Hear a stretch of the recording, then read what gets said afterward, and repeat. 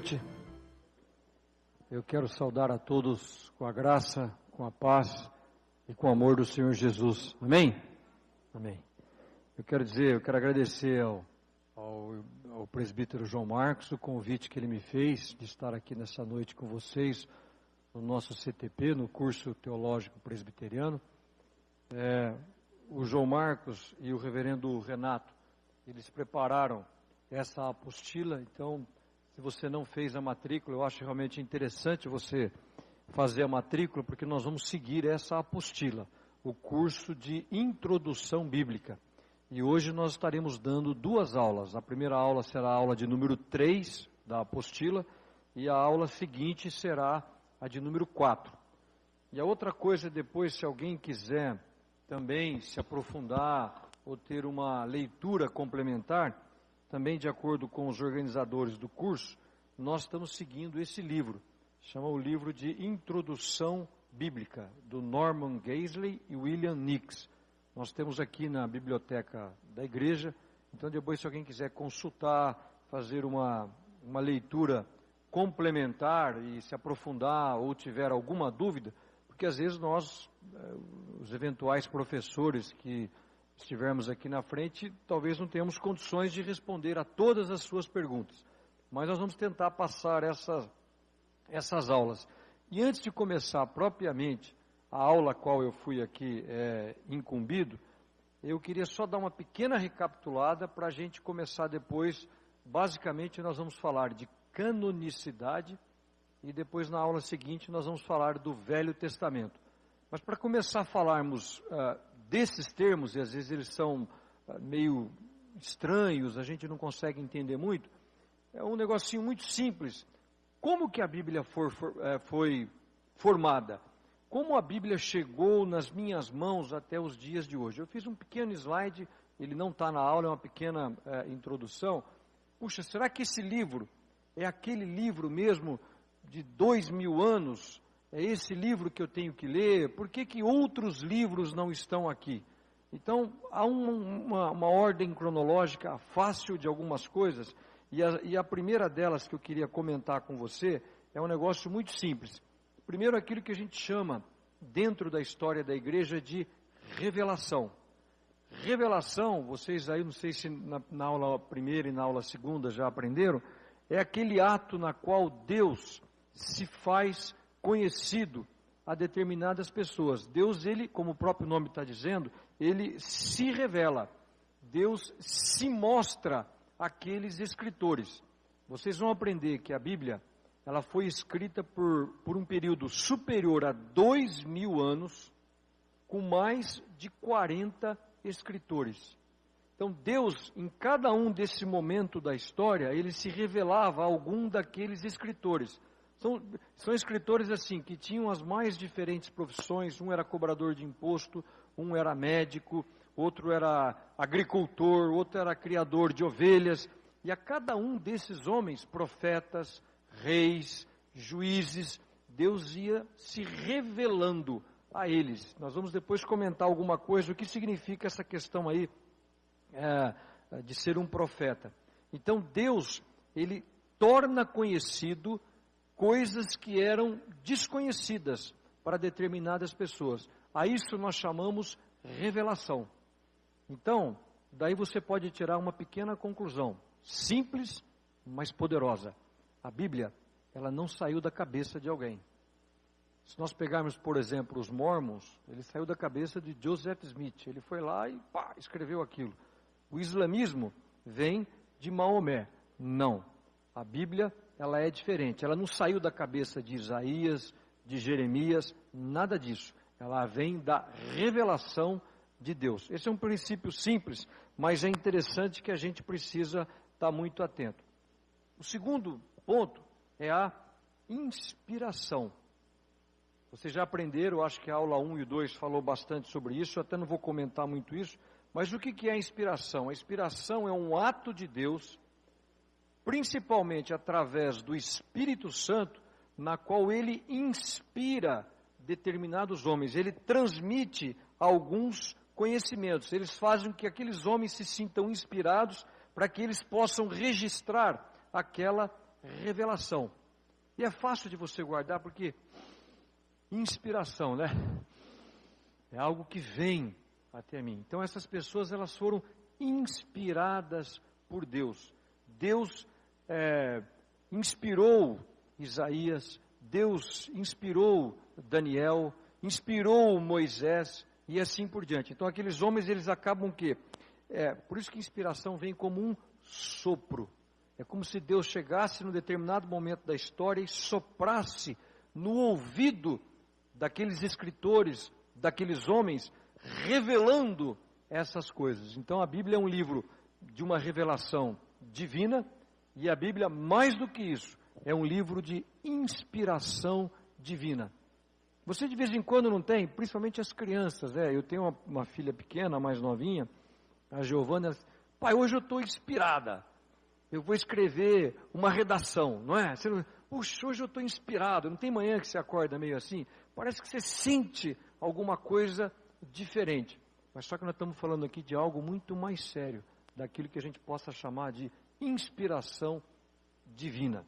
Então, basicamente, isso é muito importante para que a gente possa ter aí a nosso conhecimento. E terceiro, o que é a iluminação? A gente tem a revelação, a gente tem a inspiração, e o que? A revelação é a maneira com que Deus está capacitando que aquilo que Ele queria transmitir, Ele pudesse ser entendido. Um teólogo já disse o seguinte, imagine se a Bíblia fosse eventualmente escrita numa linguagem divina, numa linguagem celestial. Ninguém poderia entender isso. Então a iluminação é uma maneira onde aquilo que Deus quis transmitir, Deus ilumina para que aquilo fique o quê? Aquilo fique assim, de uma maneira que eu possa entender, de uma maneira que eu possa compreender, embora haja versículos na Bíblia extremamente difíceis de você poder entender. E por isso que às vezes a gente ora para que Deus nos dê capacidade para que a gente possa entender aqueles versículos. E você, Apocalipse, por exemplo, se alguém aqui disser, pode ser o maior teólogo, que Apocalipse é um livro fácil, duvido, não é. Mas é uma coisa interessante, algo engraçado nisso, que alguém já disse que os versículos mais difíceis da Bíblia são os versículos mais fáceis de se entender.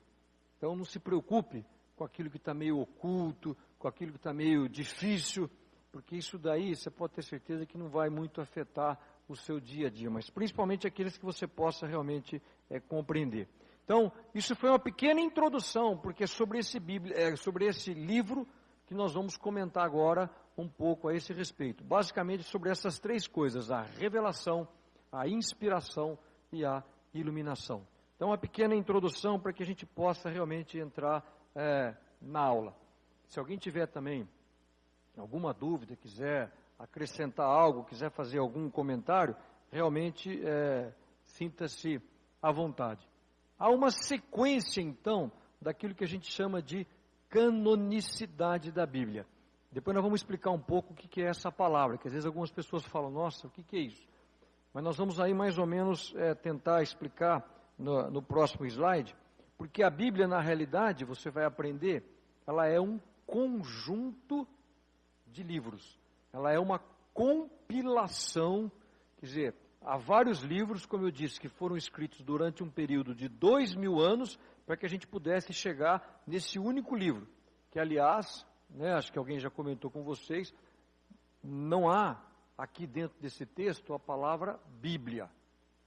Não há. Há escrituras, a palavra de Deus, mas Bíblia não. Bíblia é uma palavra que veio da cabeça do homem. A gente já comentou numa outra aula, não sei quem que fez o outro curso, porque não havia o papel, não havia o livro. O que se tinha naquela época, principalmente no Egito, eram os papiros. Então esses textos, eles eram registrados em papiro. E o papiro geralmente ele ficava aquele rolo, nós vamos mostrar um outro slide. E os gregos chamavam aqueles rolos de biblion. Tá? Aquilo era um biblion. Então, quando esse sujeito, logo depois de Gutenberg, em 1487, ele resolveu imprimir uma Bíblia, E ele imprimiu aquilo e falou, nossa, não tem nome, não tem título esse livro. Agora, bom, de onde vem isso? Vem lá daqueles biblions lá, daqueles rolos, né? Porque eles tiravam do rolo e passavam para a impressão. Aquela grande invenção de Gutenberg. Aí ele teve a ideia, em 1487, é uma Bíblia inclusive raríssima, ela está toda impressa, e na primeira página ele escreveu à mão, Bíblia. E daí ficou esse termo que a gente usa. Trouxe a sua Bíblia no culto e tal. Então, Bíblia não é uma palavra que está aqui no texto sagrado. Ela não é revelada, ela não foi iluminada. Não. É um texto que o homem criou e resolveu dar um título, só para você poder ter alguma ideia a esse respeito. Então, essa canonicidade é o quê? É um conjunto de livros inspirados basicamente pelo Espírito Santo. E são livros que qual é a função principal daqueles livros? Trazer a salvação. Fazer com que aquele leitor ganhe a vida eterna. O que é mais bonito disso tudo, quando você vai estudar a Bíblia, que são tanta gente, em tantos tempos diferentes, envolvendo civilizações diferentes, e que não há, em todos esses livros, nenhuma desarmonia. E todos eles, tudo e todos apontam em uma única direção, a direção do nosso Salvador, o Senhor Jesus. Então isso mostra essa inspiração. A gente sempre fala o seguinte, que existe o autor secundário. Isaías é um autor secundário, mas por trás de tudo isso, existe um autor primário, que é Deus. Porque Ele que dá essa harmonia. Duvido que alguém pudesse, em 2000 anos, manter uma linha de escrita, uma mesma teologia, algumas normas, algumas regras, algumas práticas de fé que jamais pudessem ser alteradas. Por isso que a gente sempre brinca e diz o seguinte, a Bíblia, ela não envelhece. Ah, mas a Bíblia é um livro muito antigo, os dias de hoje mudaram. Negativo. A Bíblia não envelhece, por isso que ela tem aí praticamente esses 2000 anos. Eu queria só abrir, como nós vamos falar da Bíblia, nós vamos sempre correr um pouquinho, eu queria que você abrisse a sua Bíblia lá no Evangelho de Lucas, no capítulo 16, tá? Basicamente, quando a gente fala sobre tudo isso, eu queria que você abrisse a sua Bíblia lá no Evangelho de Lucas, no capítulo 16, dos versículos 19 a 31. Se você olhar ali em cima do versículo 19, é aquela ilustração que é feita sobre o rico e o Lázaro. Muito interessante isso. Depois, se você não conhece, eu estou vendo que tem muita gente nova aqui, compensa, vale a pena a leitura depois da aula desse texto, mas principalmente os versículos 29 e os versículos 30. Preste bem atenção nisso. É a história de um homem rico e de um homem pobre chamado Lázaro, que eles morreram. Um vai para o céu e outro vai para o inferno. E aquele que está lá no inferno, aquele que está perdido, ele começa a ter um certo diálogo. E nesse diálogo ele diz o seguinte, ele está assim preocupado, ele queria que tivesse... eu vou voltar um pouquinho só ali no versículo 27, ele diz o seguinte, Pai, eu também te imploro que o mandes à minha casa paterna. Quer dizer, aquele homem naquele momento ficou preocupado com a família, com a esposa, com os filhos, e ele diz o seguinte, mande isso no versículo 27, a minha casa paterna, porque olha só o que ele fala, porque eu tenho 5 irmãos, para que lhes dê testemunho, a fim de não virem também para este lugar de tormento. Quer dizer, aquele homem, num determinado momento, ele teve uma atitude assim, evangelizadora. Ele lembrou dos irmãos dele, olha, eu estou aqui no inferno, manda alguém lá avisar eles, que cuidado para que eles não venham para esse lugar. Mas aí entra o versículo 29, olha que interessante. Isso ele está conversando com Abraão. Olha só, aí Abraão diz o seguinte, respondeu Abraão, eles têm Moisés e os profetas, ouçam-nos. Quer dizer, não vou mandar sinal nenhum, não vou mandar espírito nenhum, não vou mandar sonho nenhum para você. Se você está preocupado em não vir para esse lugar, e a sua família, os seus irmãos, vocês têm Moisés. Quem é Moisés? É o Pentateuco. São 5 primeiros livros da Bíblia. Está aqui. Quer saber como se salvar? Quer saber como para não ir para aquele lugar de tormento chamado inferno? Leia Moisés e os profetas. Quais são? Os profetas maiores, os profetas menores. Nós vamos estudar todos eles aí durante o curso. E depois no 30 ele vem e insiste. Não, pai Abraão, se alguém dentre os mortos for ter com eles, arrepender-se-ão. Quer dizer, nada de espiritismo. Nada de voltar. Se alguém dentre os mortos for ter com eles. Não, negativo. Está aqui. Nesse meu livro, onde eu revelei a minha vontade, se você seguir, você não vai chegar para esse lugar. Então, por isso que a gente fala sempre isso. O Deus, o Espírito Santo, vem, capacita aqueles escritores humanos, homens, habilitados, capacitados a poder ouvir, se sentirem iluminados, e aí eles vêm e fazem esses manuscritos, eles fazem o registro daquilo que era a vontade de Deus naquele momento. Então essa é a sequência daquilo que a gente poderia chamar de canonicidade da Bíblia. Então, uma das coisas que eu acho que é importante você começar a entender, e que facilita muito, por exemplo, nós vamos falar aqui agora do Velho Testamento. O meu objetivo aqui não é entrar no Novo Testamento. Um outro professor vai comentar sobre isso. Uma das coisas importantes é que o hebraico, a língua hebraica, ela é uma língua que se manteve durante todo esse tempo estável. Ela não mudou. Então o hebraico que se fala hoje é o mesmo hebraico que se falava na época de Isaías. É o mesmo hebraico que se falava na época de Jó. Porque a língua, ela muda. Ela tem um dinamismo muito forte. E ela vai agregando palavras, por exemplo, computador. Computador é uma palavra que não existia há 100 anos. A língua portuguesa, o hebraico, ele não faz isso. Computador, máquina que pensa. Então ele vai sempre usando aquela originalidade e ele vai se mantendo estável. Então isso é uma garantia, principalmente daqueles escritos antigos, que nós estamos realmente entendendo aquilo que foi feito. E segundo, que esses escritores, todos eles eram profetas.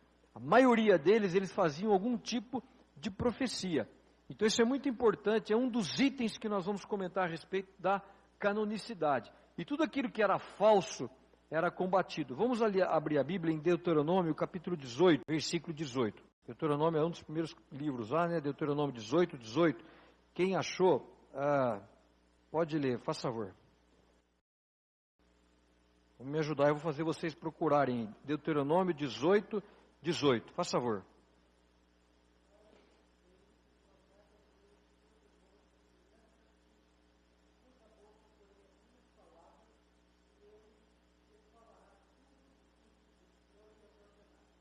Então, está claro, não está? Olha o que a Bíblia está falando. Principalmente no final do versículo 18. E lhes falará tudo o que eu lhes ordenar. Quer dizer, o verdadeiro profeta, o verdadeiro escritor, ele vai falar apenas aquilo que Deus ordenar. Ele não vai falar alguma coisa diferente da cabeça dele, da vontade dele, da interpretação dele. Então isso é muito interessante. E também muito arriscado. Por quê? Porque um sujeito, quando ele vem, ele fala assim, olha, eu estou aqui falando em nome de Deus, ele vai ser testado no meio daquela sociedade. Porque geralmente, se ele fala alguma coisa, e a gente vê muito isso nos dias de hoje, quantas vezes de vez em quando você não lê no jornal lá, um sujeito não sei aonde, olha, o mundo vai acabar no dia 31 de outubro de 2015. Pá, que ele faz aquela comoção, acontece coisas aí que gente vende carro, fica pobre, que faz não sei o quê. Chega no dia 31 de outubro, nada aconteceu. E aquele sujeito?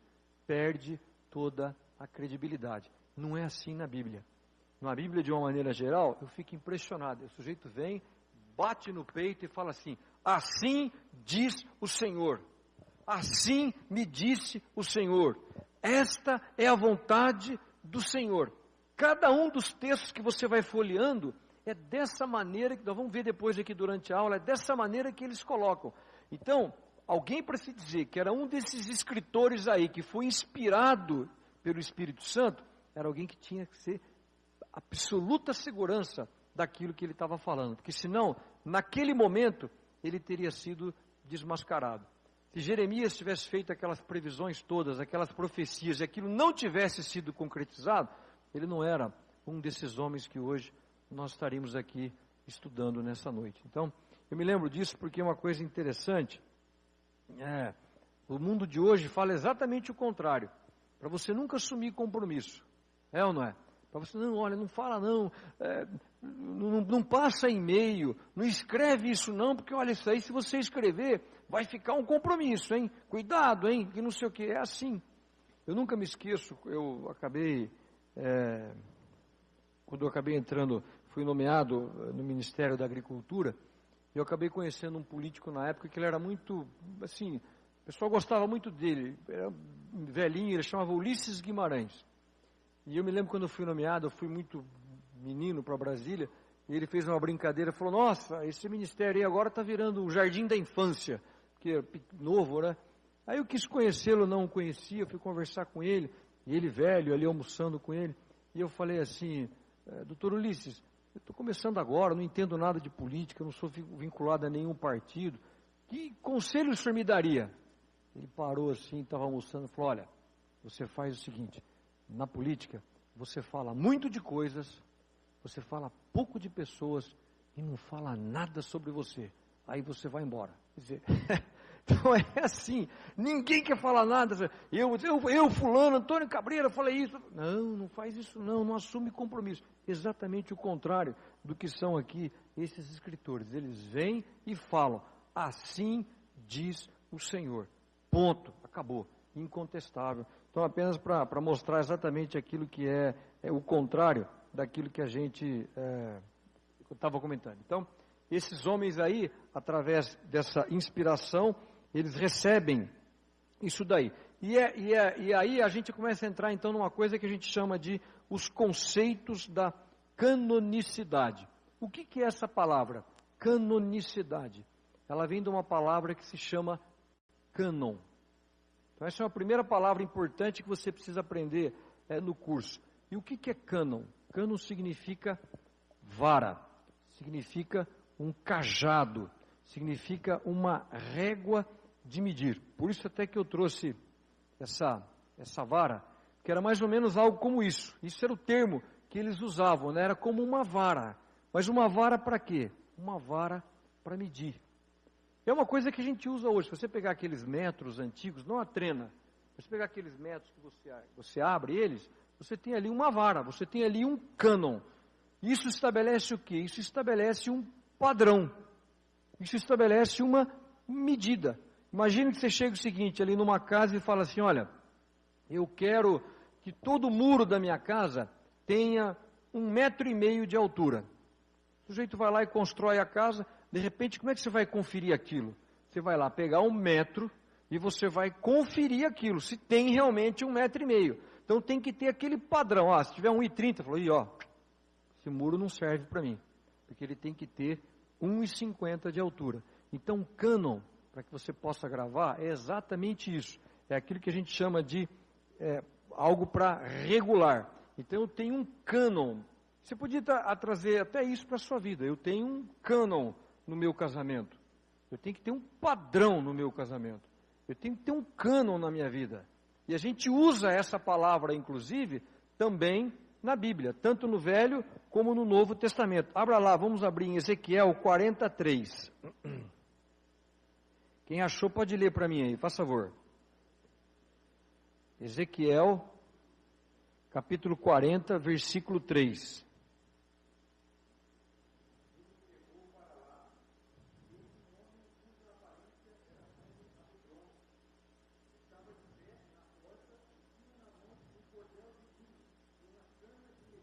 Aí, cana de medir, cânon.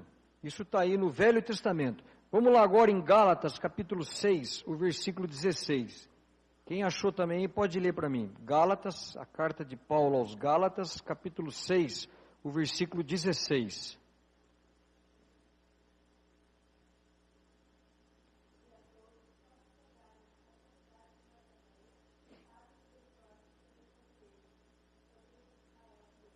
Olha como agora a palavra está se encaixando como uma luva naquilo que a gente comentou. Presta atenção.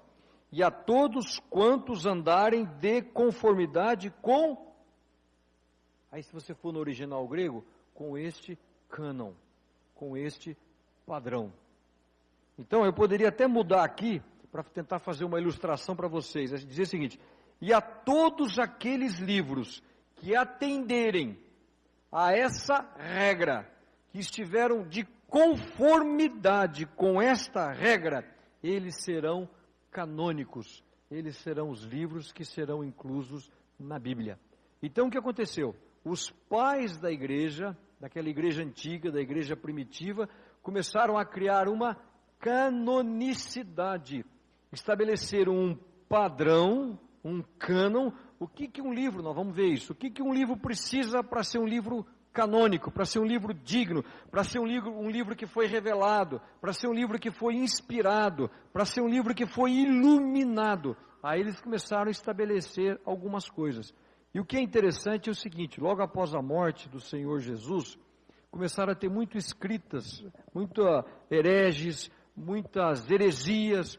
Então aí os próprios, a gente chama de pais da igreja, aqueles homens que não foram os apóstolos, mas foram, vamos dizer, os posteriores aos apóstolos. E esses pais da igreja começaram a criar essas normas, essas regras, para saber, bom, nós precisamos reunir tudo isso que aconteceu num único livro.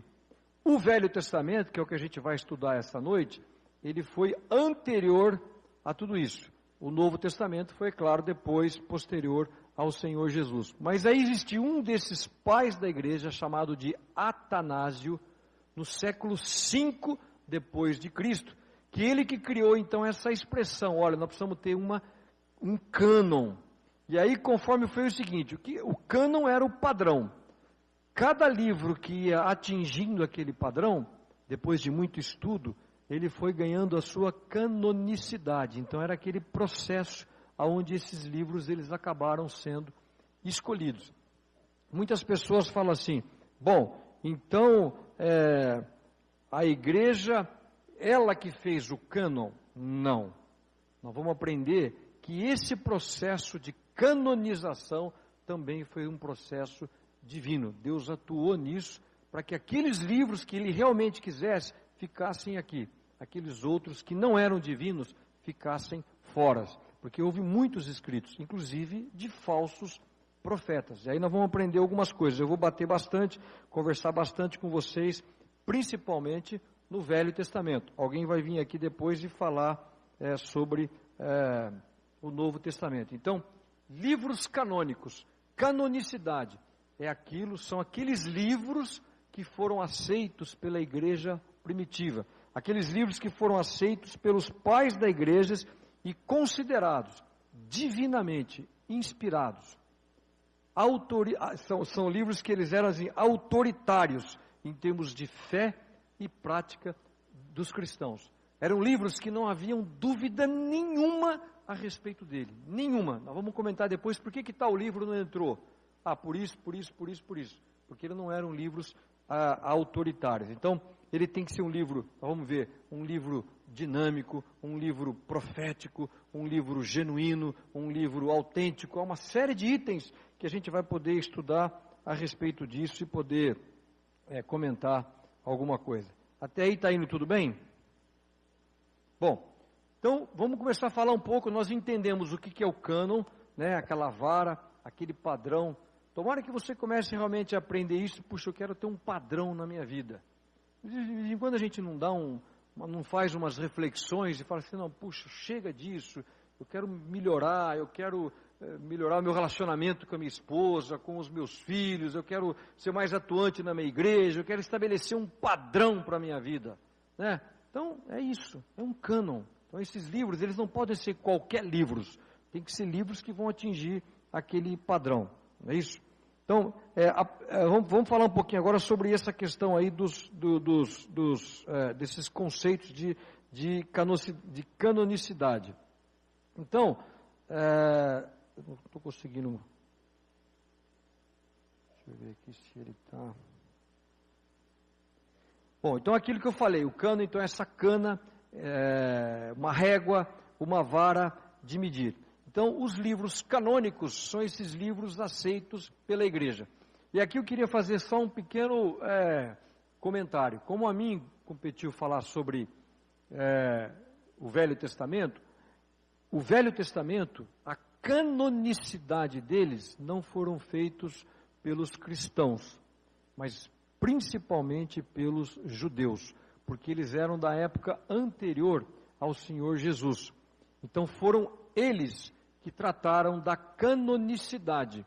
Então a primeira coisa que você tem que começar a guardar, o Velho Testamento, nós vamos estudar isso depois, e é importante que você guarde isso, porque essa é a principal diferença entre uma igreja protestante e uma igreja católica.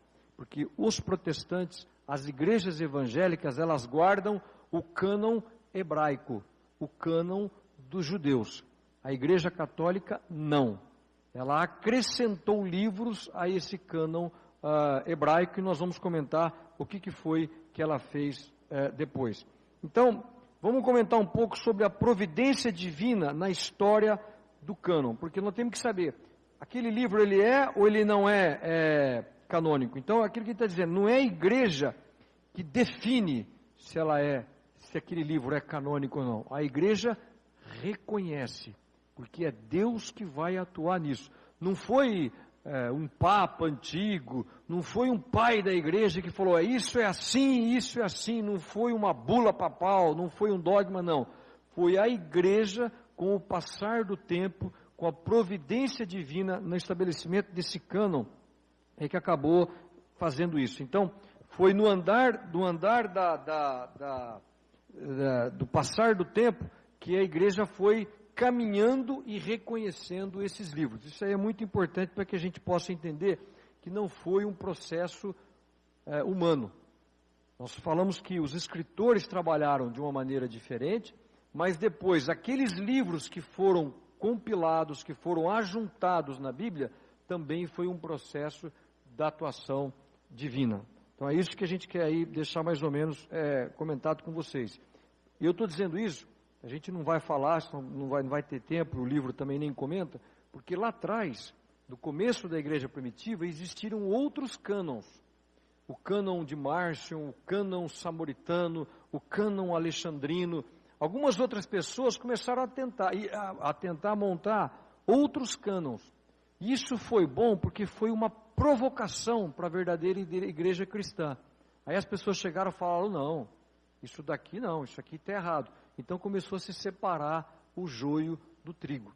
Então essas heresias, aqueles falsos profetas que começaram a surgir, a melhor maneira de combater isso foi exatamente estabelecendo a canonicidade de tudo aquilo ali. Então, a providência divina também atuou e bastante disso que a gente está falando. Então, é Deus ao longo da história que determinou isso. Não foi um homem, não foi realmente aí um processo, vamos dizer, ao bel prazer, um processo que alguém aí quis definir. Então, alguns critérios para a determinação da canonicidade. Eu coloquei uma foto ali. Isso aqui é interessante, porque às vezes para você pode parecer difícil isso que a gente está falando. Puxa, mas me dá uma insegurança tremenda. Aquilo ali é uma foto de um lugar, um vale, chamado do Vale de Qumran, em Israel. Foi nesse local aí, exatamente naquelas cavernas, que se descobriram os manuscritos do Mar Morto. E por que eu estou dizendo isso? Isso foi em 1946. Olha só. Até 1946, qualquer crente, qualquer cristão, o sujeito falava assim, porque o Isaías, ninguém tinha informação nenhuma de Isaías. Muitas pessoas chegavam e falavam, mas Isaías, esse sujeito foi um cara folclórico, esse sujeito não existiu, porque não há registro, não há nada a respeito dele. Como é que não há uma prova científica da existência desses profetas, de Jó? Isso são histórias, isso são fantasias. Então, tinha que se ter fé para poder se defender aí na rua o que realmente era. Estou falando principalmente a respeito agora do Velho Testamento. Então, em 1946, um garotinho, um menino chamado Mohammed Adib. Eu sei porque essa história é uma história muito bonita. Ele estava pastoreando as suas cabras aí em cima desse monte. De repente, uma das cabras dele se perde e adentra a uma daquelas cavernas. E ele estava meio sentado, meio preguiçoso, ele pega uma pedra e resolve tacar na cabra, para ver se a cabra batesse a pedra nela, ela recuasse, porque ele não queria levantar e ir até lá para tirar a cabra que estava entrando naquela caverna. E ele vai atirar uma pedra e ele erra a pedra, e a pedra acaba entrando dentro de uma daquelas cavernas, que hoje é chamada caverna número 1, e aquela pedrinha bate num vaso. Um vaso mais ou menos, que ele não tinha visto, ele só viu a pedra entrando, bateu naquele vaso e pof, fez aquele barulho diferente.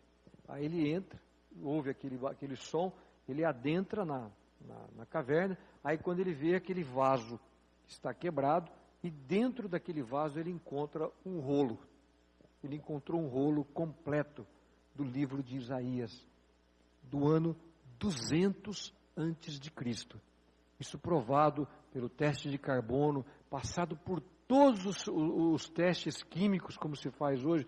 Então foi assim, é uma unanimidade em dizer que essa foi a maior descoberta arqueológica do século XX. Uma descoberta feita por aquele menininho que estava ali pastoreando.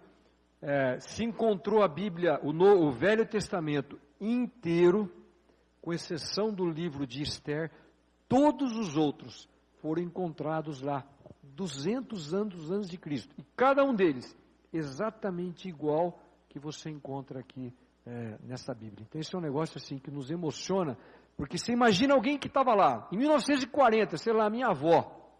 Mas como é que eu vou provar que esse livro de Isaías é verdadeiro? Então em 1946, esse menininho conseguiu trazer essa segurança, quer dizer, a obra divina. Inclusive, eu li um livro muito interessante sobre isso, e eu gosto sempre de repetir, comentei isso com a igreja, e esse livro dizia o seguinte, que desde quando um outro menino pastor, com uma pedra, tinha derrubado Golias, nenhum outro menino tinha tirado uma outra pedra que causou tanta comoção na igreja como a descoberta dos manuscritos de Mar Morto. Então, está aí para você ter uma ideia do que aconteceu aí a respeito de tudo isso. Então, esse menininho aí, Mohammed, vendeu por 20 libras no mercado, e depois, hoje isso aí está lá na Universidade de Israel, em Jerusalém, há provas um dia quem visitar vai ver fotos, é um negócio subterrâneo que você entra, há provas de ataque nuclear, é uma segurança em livros, você vê só aquilo lá, ninguém pode ver, é uma coisa assim, tamanha preciosidade, principalmente para o povo judaico, porque ali realmente foi uma descoberta incrível. Então foram nessas cavernas aí que esse menino acabou descobrindo esses manuscritos. Então, uma coisa interessante, primeiro, nós vamos mostrar aqui para vocês, são vários, mas eu resolvi escolher 5 critérios principais do que se chama de canonicidade. Primeiro, é um livro autorizado? Então, o que é autorizado? Pergunta para uma criança para saber, você foi autorizado? Como é que ela sabe exatamente o que é autorizado? Então, esse livro, ele é autorizado? Autorizado por quem? Quem é o pai? É autorizado pelo pai? Então, essa é uma das coisas que a gente vai ter que acompanhar muito. Abra lá o livro de Isaías, capítulo 1. Eu acabei esquecendo de marcar aqui, mas vamos tentar achar juntos aqui. Quer ver? Isaías número 1. Vamos ver aqui. Abriram aí Isaías número 1? Olha ali, o versículo 2. Ouvi, ó céus, e dá ouvidos, ó terra. Porque é Isaías quem fala? É isso que está escrito no versículo 2? Porque quem fala? Porque é o Senhor quem fala. Então isso é o que se chama de livro autorizado. É alguém que está dizendo, quer ver? Vamos continuar. Isaías continua assim, você quer ver? Vamos ver aqui. Assim diz o Senhor, olha lá o versículo 9. Se o Senhor dos exércitos não nos tivesse deixado, então sempre, olha o versículo 10. Ouvi a palavra do Senhor. Está vendo ou não? Olha o versículo 18. Vinde, pois, e arrazoemos, diz o Senhor. Então essa é uma expressão extremamente comum na Bíblia. Um livro chega e diz, olha, não é o Isaías que está falando não, não é o Paulo Coelho, não é fulano, não, nada disso, é o Senhor. Então isso é o que se chama de um livro autorizado. E você pode percorrer, porque senão não vai dar tempo, todos esses livros, em algum momento, eles mostram essa autoridade de Deus. São livros autorizados. Segundo, são livros proféticos, quer dizer, foram escritos por servos de Deus, que levaram aquilo a uma posição de uma profecia, que é uma coisa interessante, viu? O Velho Testamento, ele é basicamente um livro profético, enquanto o Novo Testamento, ele é um livro apostólico, mas nós vamos tratar aqui do Velho Testamento. Então, ele tem alguma profecia? Abra lá, em 2 Pedro, carta de o livro de 2 Pedro, capítulo 1, vamos ler ali os versículos 21, 20 e 21, quem achou aí pode ler para mim, faz favor.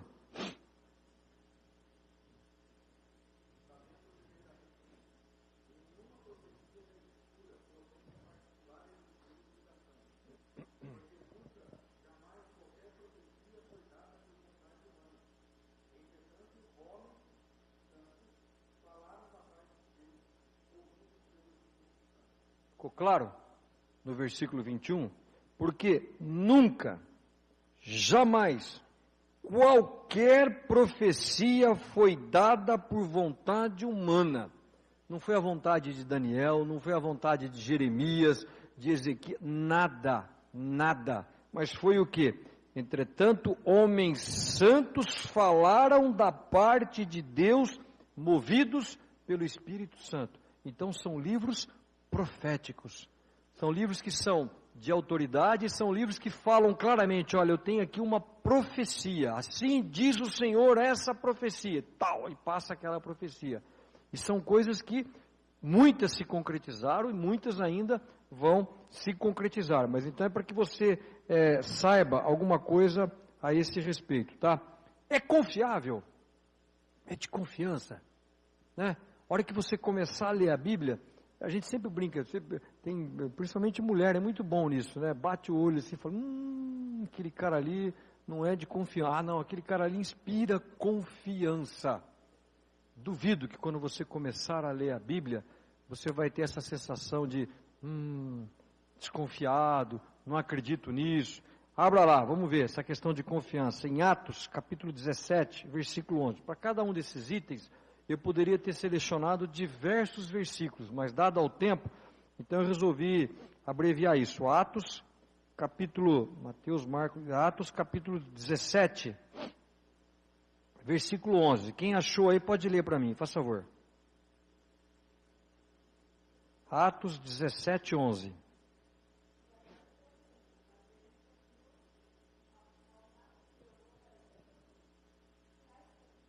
Será que esse Atos 17, 11, Atos 17, 11.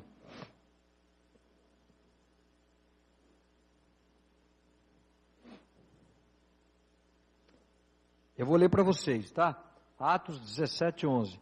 Ora, estes de Bereia eram mais nobres que os de Tessalônica, pois receberam a palavra com toda a avidez, examinando as Escrituras todos os dias, para ver se as coisas eram de fato assim.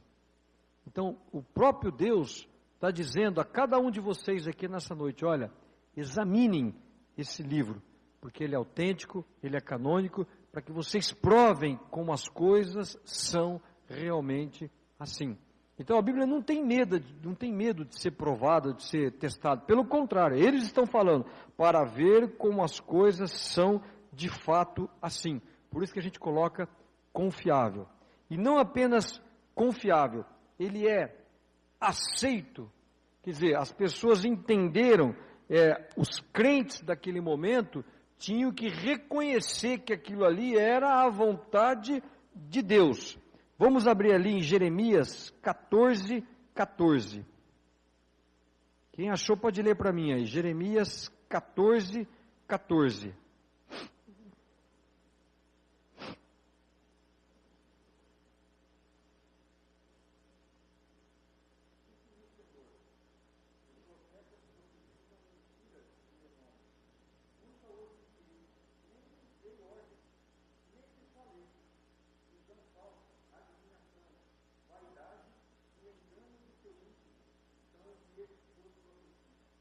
Então, os próprios profetas naquele determinado momento falavam isso.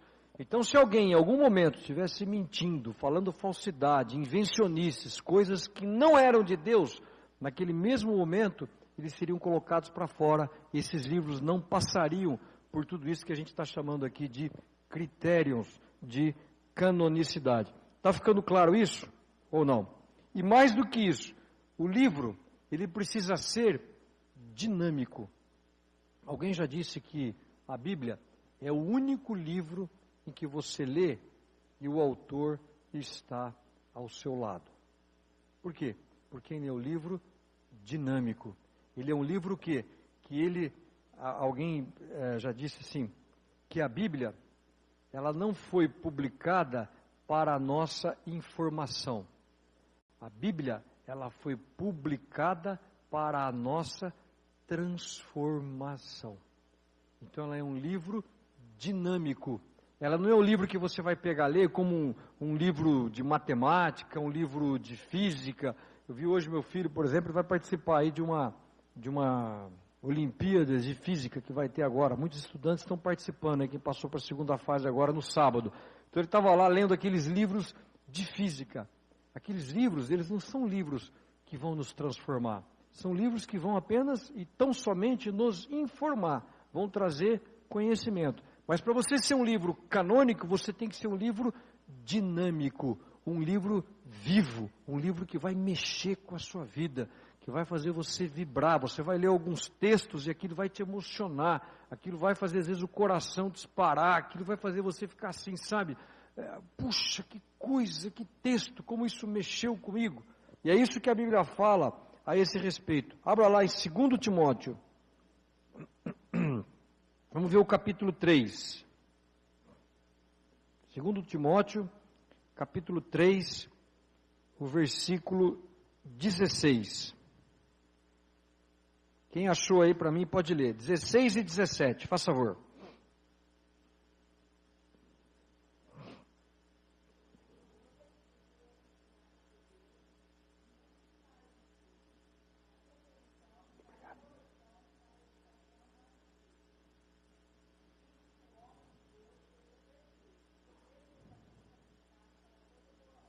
Então ficou claro. Por isso que esse livro, para ser canônico, ele tem que ser dinâmico. Olha só, versículo 16, para ensinar, para repreender, para corrigir, para educar. Essa é a função da Bíblia, mexer, é te chacoalhar, é te provocar. Por isso que ele tem que ser dinâmico. E aí eu coloquei 5 critérios, rapidamente comentando cada um desses critérios com você, para que eles pudessem ser canônicos. Eu vou fazer um comentário rápido, que não está aqui no livro, antes da gente poder avançar, que eu acho realmente interessante quando eu colocar aqui, a gente entrar na aula seguinte sobre o Velho Testamento. Isso é importante que você saiba que até 1546, preste bem atenção, até 1546 havia só uma igreja, não havia igreja católica e igreja, estava começando a nascer a igreja protestante, mas nós tínhamos um só cânon. Todos nós aceitávamos o Velho Testamento, do jeito que os judeus aceitavam. Agora o que aconteceu? A igreja, ela começou a introduzir algumas práticas que elas não estavam condizentes com o Velho Testamento. Por exemplo, a oração aos mortos. Vamos dizer claramente, a missa ao 7º dia. Isso não estava no Velho Testamento. Então, quando Lutero vem e propaga, em 1517, a reforma protestante, o que aconteceu? Muitas práticas da igreja, né, a questão da oração aos santos, ela não estava no Velho Testamento. E a igreja, ela teve que corrigir isso, ela teve que buscar uma maneira de amparar aquelas práticas que ela fazia que não estavam nesses livros que cumpriam tudo isso.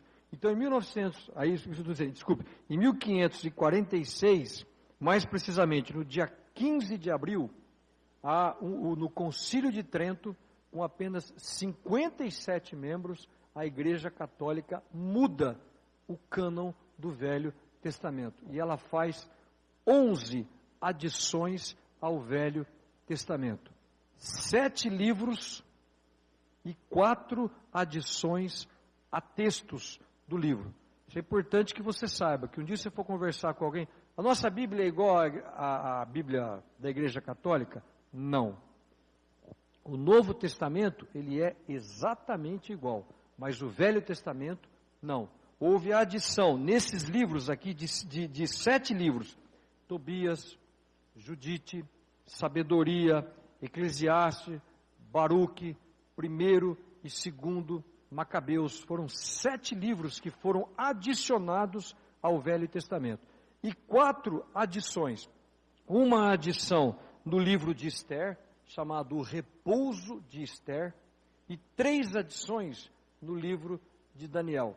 A história de Bel e o dragão, a história dos 3 mancebos e a história de Susana. Essas histórias, a história de Susana, você pegar no seu Velho Testamento, você não vai encontrar isso. Essa é uma história que está apenas no cânon da Igreja Católica. Mas por quê? Porque ela foi feita no sentido de amparar essas práticas. E aí eu queria comentar com você uma coisa rápida, que eu preciso encerrar, nem acabei essa aula ainda, eu tenho mais 2 slides antes de chegar na outra aula, só queria terminar dizendo isso aqui. Todas essas 11 adições, 7 livros que eu já falei para vocês, e 4 adições ao livro de Esther e ao livro de Daniel, nenhuma delas foi escrita em hebraico. Todas foram escritas em grego. Ora, na época do Velho Testamento, ninguém falava grego. Ninguém. Se falava hebraico. Então, a língua principal do Velho Testamento é o hebraico. Pequenos versículos da Bíblia do Velho Testamento foram escritos em aramaico. Então, isso aí é um grande problema. Como é que você pode trazer para um cânon hebraico coisas que foram escritas em grego? Como é que eu posso adicionar a história de Susana ao livro de Daniel, se ele foi escrito em hebraico, e essa adição que eu estou trazendo foi escrita em grego? Não tem cabimento. Então eu estou contando isso rapidamente para você ficar com um argumento. Depois nós vamos comentar outros a respeito disso. Então isso é um grande problema. Também não significa que tudo aquilo que foi escrito em hebraico é canônico, mas o inverso te dá um bom argumento. Espera aí, se ninguém falava grego naquela época, por que isso aqui vai ser adicionado nesta Bíblia? E mais do que isso, uma das coisas que a gente colocou ali, o que é? É autorizado. Eu poderia ter lido aqui diversos versículos. Assim diz o Senhor, esta é a vontade do Senhor, pois assim o Senhor me mandou dizer. Não é isso que nós lemos aqui? Eu vou pegar um dos textos para vocês, de 2 Macabeus. Esse livro não está no nosso Velho Testamento. Está no Velho Testamento da Igreja Católica. Eu não estou fazendo nenhuma crítica, eu vim aqui para defender a canonicidade do cânon hebreu, do cânon judaico. Aliás, Santo Agostinho chamava o seguinte: os judeus como os bibliotecários da igreja primitiva. A cultura judaica eles são chamados de a cultura do livro, porque eles preservam, eles guardam. Se um judeu manteve um cânon diferente do Velho Testamento, quem sou eu agora para dizer, não, o cânon deles está errado? E querer mudar isso, que eles viveram tudo isso e guardaram isso desde a época de Moisés. Então nós, da igreja protestante, nós guardamos exatamente o cânon hebraico, nós não mudamos nada. Se você pegar o nosso, claro que o deles vai estar escrito em hebraico, o nosso vai estar escrito em português, mas é exatamente o mesmo. E eu peguei aqui 2 Macabeus, antes do intervalo, depois a gente volta, 2 Macabeus, capítulo 15, o versículo 38 a 39, diz assim, eu vou ler para você. Eu também, ele está terminando, lembra que eu falei, 1 Macabeus, 2 Macabeus, foram um dos sete livros que foram, são 2 livros dos 7 que foram adicionados ao Velho Testamento. Ele diria o seguinte: eu também porei fim aqui à minha narração. Então ele está terminando, ele está fechando o texto. E ele diz o seguinte: e se ela estiver bem organizada, e como convém à história, isto é o que eu desejo. Mas, se pelo contrário, foi escrita com menos dignidade, deve-se me perdoar.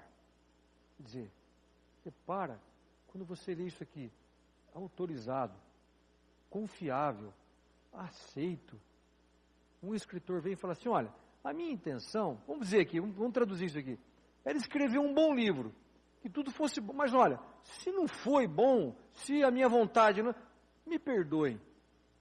Alguém consegue, quando eu acabei de ler essas passagens aqui de Isaías diz o seguinte: ó, me perdoe se a minha mensagem não...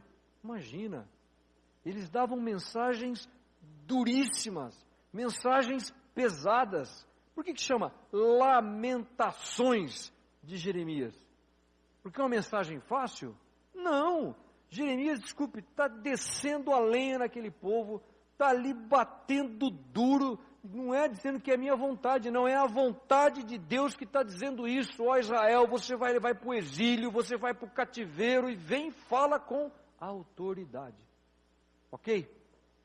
Eu vou parar por aqui, eu não terminei ainda essa aula, mas eu vou correr na outra, aí a gente termina. Vamos fazer um breve intervalo, ok?